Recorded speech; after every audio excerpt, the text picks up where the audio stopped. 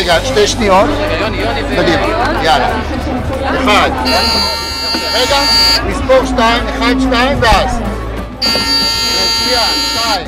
זה הפחזור, ואנחנו בבת חפר עומדים להטמיע את השימוש בפח הכתום מיד בעוד מספר שבועות. מכיוון שלמחזר זה לא בדם בדיוק של כל אחד, רצינו להפוך את המחזור לאקט של חוויה, של משחק, במיוחד עבור ילדים, אבל גם עבור מבוגרים. ולכן הפחזור הוא בעצם משלב מחזור עם משחק. הילדים, כמו שראיתם, נהנו מאוד לזרוק את האריזות, לקבל פידבק עם רעשים ועם פנסים ועם ספירה, וכך להפוך את התהליך הזה לפן ולכיף. 1, 2. 3, 1.